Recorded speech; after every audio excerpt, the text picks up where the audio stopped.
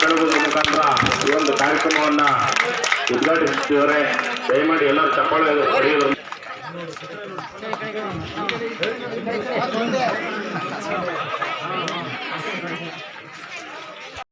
ನಾನು ಬೂತು ಮೇಲಿಂದ ನಾಣ್ಯ ಹಾಕ್ಬಿಟ್ಟು ಹಿಂಗಿಡಿದ್ರೆ ಕಾಯಿನಲ್ಲಿ ಹಾಲು ಬರೋದು. ಬಲ್ಕ್ ವೆಂಡಿಂಗ್ ಬೂತ್ಸ್ ಅಂತ ಬೆಂಗಳೂರಿನಲ್ಲಿ ಬೂತ್ ಮಾಡಿದ್ದು ನಾವಾಗ. ಇದು ಒಂಥರ ಒಳ್ಳೇದಾಯ್ತು. ಯಾರು ಬೇಕಂದ್ರೆ ಒಂದು 100 ml ಒಂದು ಕಾಯನ್ನು, 250 ml ಒಂದು ಕಾಯನ್ನು, 50ಗೆ ಎಲ್ಲ ಒಂದೊಂದು ನಾಣ್ಯ ಮಾಡಿದ್ದು. ಅದನ್ನ ಹಾಕಿ 100 ml ಅಲ್ಲಿ ಹಾಲು ಸುರಿಯೋದು, ನಿಡ್ಕೊಂಡು ಹೋಗೋರು. ಪುಣ್ಯಾತ್ಮರು ಹೆಂಗಿದ್ರು ಅಂದರೆ ನಾವು ಅದನ್ನು ತೊಳಿಬೇಕಲ್ಲ, ಸ್ವಲ್ಪ ಜೋರಾಗಿ ಒಳ್ಳೆ KMF ಅಲ್ಲ, ನಾವು ದೊಡ್ಡ ಸಂಸ್ಥೆ, ತೊಳಿಯಾಕೆ ಮ್ಯಾಗ್ಲಿಂದ ನೀರಿನ ಪೈಪ್ ಕೊಟ್ಬಿಟ್ಟಿದ್ದು. ಇಲ್ಲೊಂದು 50 ಲೀಟ್ರ್ ಹಾಲು ಖಾಲಿ ಆದರೆ 50 ಲೀಟ್ರ್ ನೀರು ಒಳಗೆ ಬಂದ್ಬಿಡೋದು. ಸತ್ಯವಾಗಿ ಇಡೀ ಗ್ರಾಹಕರು ಕಂಪ್ಲೇಂಟ್ ಶುರು ಮಾಡಿ, ಏನು ಹಾಲು ಹಿಂಗಿರುತ್ತೆ KMFದು ಪ್ಯಾಕೆಟಲ್ಲಿ ಹೈ ಕ್ಲಾಸ್ ಹಾಲು ಕೊಡ್ತಾರೆ, ಬೂತಲ್ಲಿ ಹಿಂಗೆ ಕೊಡ್ತಾರೆ. ಹೋಗಿ ನೋಡಿ ಒಂದು ಕೆಳಗೊಂದು ನಲ್ಲಿ ತಿರುಗಿಸೋದು ಅಷ್ಟೇ. ಅವನು ಲೆಕ್ಕ ಸಿಕ್ಕಿರೋದಲ್ಲ, ಇಲ್ಲಿ ಎಷ್ಟು ಲೀಟ್ರ್ ಖಾಲಿ ಆಯ್ತು ಅಂತ ಅಷ್ಟು ಲೀಟ್ರ್ ಕ್ಲೀನಾಗಿ ತಿರುಗಿಸ್ಬಿಡೋರು. ಅಪ್ಪ ಮೊದಲೇ ನಿಲ್ಲಿಸ್ಬಿಡ್ರಪ್ಪ ಇದು. ಆಮೇಲೆ ಎರಡನೇದು ನಮಗೆ ನೀಲಗಿರೀಸ್ ಮಾತಾಡ್ತೀನಿ, ಸಂಜೆನಲ್ಲಿ ನನಗೆ ಮಾತಾಡೋದು ಖುಷಿ. ನೀಲಗಿರೀಸ್ ಡೈರಿ ಅವರು, ಸೇಲಮಿಂದ ನೀಲಗಿರೀಸ್ನವರು. ಬೆಂಗಳೂರಿನವ್ರಿಗೆ ಏನೋ ಇಲ್ದದ್ದು ಹೆಮ್ಮೆ. ನೀಲಗಿರೀಸ್ ಏನಾದ್ರು ಪ್ರಾಡಕ್ಟು ಬ್ರೆಡ್ ಮಾಡಲಿ, ಕೇಕ್ ಮಾಡಲಿ, ಹಾಲು ಮಾರಲಿ, ನೀಲಗಿರೀಸ್ ಅಂತ ಹೆಸರು ಬಂದ್ಬಿಟ್ರೆ ಅದು. ನಾನು ಹೇಳ್ತೀನಿ, we are selling the brands, not the material or products ಅಂತ. ಬ್ರ್ಯಾಂಡ್ ಮಾರ್ತಾ ಇದ್ದೀವಿ, ವಸ್ತುಗಳನ್ನ ಮಾರ್ತಾ ಇಲ್ಲ. ಇಂಡಿಯಾ ಪ್ರಪಂಚದ ಮೇಲೆ ಬ್ರ್ಯಾಂಡ್ಗೆ ದುಡ್ಡು. ಕಾಡೇನಹಳ್ಳಿಲಿ ನೇಯ್ಗೆ ಆಗೋ ಸೀರೆನ ನೀವು 3,000ಕ್ಕೆ ತಗೋಬಹುದು, ತಗೊಳಲ್ಲ. ಚಿಕ್ಕಪೇಟೆಗೆ ಹೋಗಿ 7,000 ಕೊಡ್ತೀರಾ. ಕಲ್ಲೂರಲ್ಲಿ ಹಾಕ್ತಿರೋ ಸೀರೆನ 5,000ಕ್ಕೆ ತಗೋಬಹುದು, ನೀವು ತಗೊಳಲ್ಲ. ಬೆಂಗಳೂರಿಗೂ ಹೋಗಲ್ಲ. ಈಗ ಮಾಲ್ಗೆ ಹೋಗ್ತೀರಾ, ಇನ್ನೊಂದಿಷ್ಟು ಜಾಸ್ತಿ ಬ್ಲೇಡಲ್ಲಿ ತೆಗಿಲಿ ಅಂತ. ಮಾಲ್ ಕಲ್ಚರ್ ಇದು. ಅವನಿಗೆ ನಿಮ್ಮ ಪ್ರಾಡಕ್ಟ್ ಅಲ್ಲ. ನಾನು ಡೆಲ್ಲಿ ಪಾಲಿಕಾ ಬಜಾರ್ ಅಂತಿದೆ, ಪ್ಯಾಂಟ್ ಹಾಕ್ತಿದ್ದ ಕಾಲದಲ್ಲಿ ನಾನು ಹೋದೆ ಜೀನ್ಸ್ ತಗೊಳಕ್ಕೆ ಅಂತ. ಅವತ್ತಿನ ಕಾಲಕ್ಕೆ ಒಂದು ಏನು ಸಾಮಾನ್ಯವಾದ ಒಂದು ಜೀನ್ಸ್ 550-600 ರೂಪಾಯಿ ರೇಟು. ಅದೇ ಜೀನ್ಸ್ ಬಳ್ಳಾರಿನಲ್ಲಿ 125 ರೂಪಾಯಿ. ಬಳ್ಳಾರಿಯಿಂದ ಮಾಡಿ ಜೀನ್ಸ್ ಡೆಲ್ಲಿಗೆ ರೀಚ್ ಆಗಿದ್ರೆ 500 ಚಿಲ್ಲರೆ ಆಗೋದು.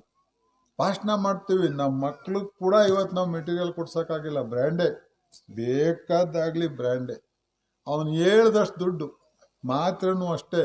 ಒಂದು ಮಾತ್ರೆ ಕೆಮಿಕಲ್ ಫಾರ್ಮುಲಾ ನೋಡಿದರೆ 10 ಪೈಸೆ 12 ಪೈಸೆ ದುಡ್ಡಿರುತ್ತೆ. ಆದರೆ ಕಂಪ್ನಿ ಹೆಸರಿಗೆ ದುಡ್ಡು ಕೊಡ್ತೀವಲ್ಲ, ಒಂದು ಮಾತ್ರೆ 10 ಪೈಸೆ ಕೊಡೋ ಮಾತ್ರೆಗೆ 5 ರೂಪಾಯಿ 6 ರೂಪಾಯಿವರೆಗೂ ಕೊಡ್ತಾ ಇದ್ದೀವಿ ನಾವೀಗ. ಅವನು ಇದು ನಮ್ಮನ್ನು ತಿಂದಾಕ್ಬಿಟ್ಟಿದೆ ಹೆಸರಿಗೆ, ಬ್ರ್ಯಾಂಡ್ಗೆ. ಈ ಬ್ರ್ಯಾಂಡ್ ಬಿಟ್ಬಿಟ್ಟು ಮೆಟೀರಿಯಲ್ಗೆಲ್ಲಾರ ಬೆಲೆ ಬರೋಂಗೆ ಮಾಡಬೇಕು ಅಂತ. ಹಂಗಾಗಿ ಅವ್ರು ಭಾಷಣ ಮಾಡ್ತಿದ್ದು, ನಿಮಗೆ ಕ್ವಾಲಿಟಿ ಹಾಲು ಹಾಕಿ, ಕ್ವಾಲಿಟಿ ಹಾಲು ಹಾಕಿ, ಕ್ವಾಲಿಟಿ. ಈಗ ನಮಗೆ ಅಮೂಲ್ ಡೈರಿಗೇನು ಭಾಳ ವ್ಯತ್ಯಾಸ ಇಲ್ಲ. ನೀವು ನೋಡ್ರಿ, ನಿಮ್ಗೆ ಏನಾರ ಕೇಳ್ರಿ, ಹಾಲಿನ ಪುಡಿ ತೊಗೊಂಡ್ರೆ ಫಸ್ಟ್ ಅಮೂಲೇ ಕೇಳೋದು, ನಾವು ನಂದಿನಿ ಕೇಳಲ್ಲ. ಬೇಕಾದಷ್ಟು ಕಸರತ್ತು ಮಾಡ್ಬಿಟ್ಟಿದ್ದೀವಿ ನಾವು. ನಮ್ದು ಏನಾರು ಅಮೂಲ್ಗಿಂತ ಚೆನ್ನಾಗಿ ಹೋಗ್ಲಿ, ಅವ್ರಿಗಿಂತ ಒಳ್ಳೆ ಕ್ವಾಲಿಟಿ ಇಡಬೇಕಂತ ನಾವು NDDBಲಿ ಇದ್ದಾಗ, NCDFIಲ್ ಇದ್ದಾಗ ಚಾಲೆಂಜ್ಗಳು ಮಾಡ್ಕೊಂಬಂದವ್ ನಾನು.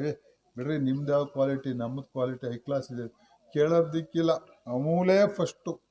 ಐಸ್ ಕ್ರೀಮ್ ಕೂಡ ಅಮೂಲ್ದು ಕೇಳಿ, ಅವನಿಲ್ಲ ಅಂದರೆ ಕೆಳಗೆ ಬರ್ತಾರೆ ಜನ. ಇವತ್ತು ಹಂಗೆ ಬೆಂಗಳೂರಿನಲ್ಲಿ ನೀಲಗಿರೀಸ್ ಅಂದರೆ ಬೆಸ್ಟ್. ನೀಲಗಿರೀಸ್ ಬಿಟ್ಟರಿಲ್ಲ.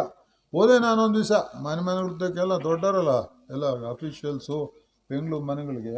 ನಿಜವಾಗ್ಲೂ ಹೋಗಿದ್ದೀನಿ ನಾನು. ಯಾಕ್ರಮ್ಮ ಏನು ಹೊತ್ತು ಬಂದೈತೆ ನಮ್ಮ ಹಾಲು ತಗೊಳಕ್ಕೆ? ನೋಡಿ ಸರ್ ಹೆಂಗಿದೆ ಹಾಲು, ಬೆಳ್ಳಗಿದೆ, ಮಂದವಾಗಿದೆ. ಹಂಗಾಗಿ ನಾವು ಅದನ್ನೇ ತಗೊಳೋದು. ಆಮೇಲೆ ಅವ್ರನ್ನೆಲ್ಲ ಅಲ್ಲೆಲ್ಲ ಹೆಣ್ಮಕ್ಳನ್ನೆಲ್ಲ ಸಭೆಗಳು ಕರೆಯೋಕ್ಕೆ ಶುರು ಮಾಡಿದೆ, ಎಕ್ಸ್ಪ್ಲೇನ್ ಮಾಡಿದೆ ಒಂದೊಂದೇ. ಹಾಲು ಮಂದವಾಗಿದೆ ಅಂದರೆ ಹೋಮೋಜಿನೈಸ್ಡ್. ನಾವು ಹಾಲನ್ನ ಹೊಡಿತೀವಿ ಡೈರಿಲಿ, ಪಟ ಪಟ ಪಟ ಪಟ ಅಂತ. ಹಾಸಿಗೆ ಮಾಡೋನು ಹತ್ತಿ ಹೊಡಿತಾನಲ್ಲ, ಒಂದೊಂದು ರಾಡನ್ನು ಪೀಸ್ ಆಗಿ ಸ್ಪ್ರೆಡ್ ಆಗಿಬಿಡುತ್ತೆ, ನೀರು ಕಾಣೋದೇ ಇಲ್ಲ.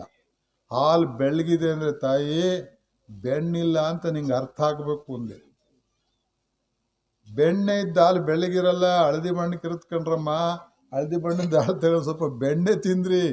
ಯಾಕೆ ನನ್ನ ಮಕ್ಳಿಗೆ ತಗೊಂಡೋಗಿ ಬರೀ ಬೆಳ್ಳಗೈತೆ ಅಂತ ಬಿಳೆದಕ್ಕೆ ಶರಣ ಆಗ್ತಿದ್ದೀರ? ಈ ರೋಗ ತಪ್ಪಿಸ್ಕೊಳ್ರಿ ಬಿಳೆದ್ರಲ್ಲ ಅಂದರೆ. ಈ ಬಿಳಿದಕ್ಕೆ ಏನು ಶರಣ ಆಗ್ತಿದ್ದೀವಿ, ಈ ರೋಗ ತಪ್ಪಿಸ್ಕೊಳ್ಳಿ ಅಂತ. ನಿಮಗೆ ಗೊತ್ತಲ್ವ, ನಾವೆಲ್ಲ ಬೆಳೆದಕ್ಕೆಲ್ವ ಶರಣಾಗಿರೋದು. ಬೆಳಗಿರೋ ಹುಡುಗಿ ಆಗಬೇಕು, ಬೆಳಗಿರೋ ವಸ್ತುಗಳೇ ಆಗಬೇಕು. ಏನು ಗೊತ್ತಿಲ್ಲಪ್ಪ, ಯಾಕ್ರಿ ಅರ್ಥವೇ ಗೊತ್ತಿಲ್ಲ ನಮಗೆ. ಹುಡುಗಿ ಬೆಳಗಿರೋಳಪ್ಪ ಅಂದ್ರೆ ಮುದಾಗ್ತಾನೆ ಕೊಡ್ತಾನೆ, ಯಾಕ ಗೊತ್ತೇ ಇಲ್ಲ.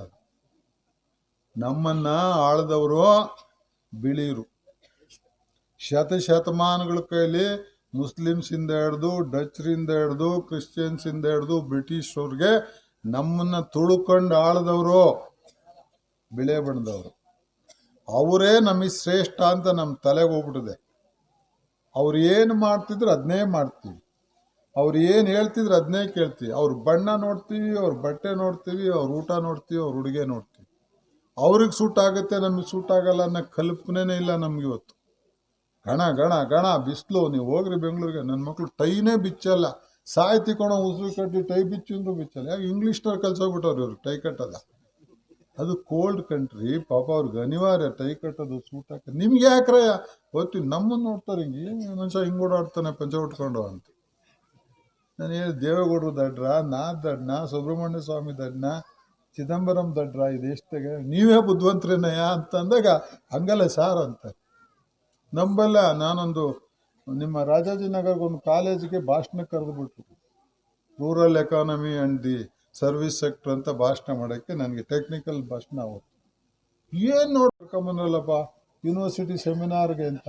ಪ್ರಕಾಶ್ ಸತ್ಯವಾಗಿ ನಾನು ಹೊಗಳ್ಕೊಳಲ್ಲ, ವಾಪಸ್ ಬರ್ಬೇಕಾದ್ರೆ ಗಳ ಗಳ ಕಣ್ಣೀರು ಹಾಕ್ಬಿಟ್ರು. ತಪ್ಪು ಮಾಡಿದ್ರು ಸರ್, ಬಟ್ಟೆಯಲ್ಲಿ ನಿಮ್ಗೆ ಹೋಗ್ತಾ ಹೇಳಿದ್ರು ಒಂದು. ಅವಾಗ ನಾನೊಂದು ಡಾಕ್ಟರ್ ವಿದ್ಯಾಶಂಕರ್ ಕತೆ ಹೇಳಿದೆ. ಡಾಕ್ಟರ್ ವಿದ್ಯಾಶಂಕರ್ ಅಂತ ಇದ್ದರು, ಭಾರಿ ದೊಡ್ಡ ಮನುಷ್ಯರು.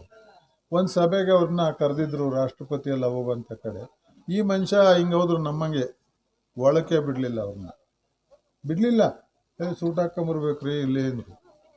ಏನೇ ನಾನು ಡಾಕ್ಟರ್ ವಿದ್ಯಾಶಂಕರ್ ಕಣಯ್ಯ ಅಂದ್ರೆ ಅವರು ಬಿಡೋದಿಲ್ಲ ಸೂಟು. ನನಗೂ ಆಗಿತ್ತು ಅನುಭವ.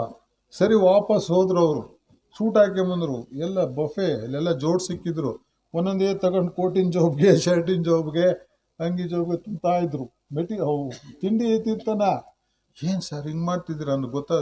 ಇದಕ್ಕೆ ಏನಪ್ಪ ಕರೆದ್ರೆ ನನ್ನೆಲ್ಲಿ ಕರೆದಿದ್ದೀರಾ ನೀವು? ನನ್ನ ಸೂಟಿಗೆ ಕರೆದಿದ್ದೀರಾ? ತಿನ್ನು ನನ್ನ ಮಗಂದೆ ಅಂತ ಸೂಟಿಗೆ ತಿನ್ನಿಸ್ತಾ ಇದ್ದೀನಿ, ನಾನು ತಿನ್ನಕ್ಕೆಲ್ಲ ಕರೆದಿದ್ದೀರಾ ಅಂತ.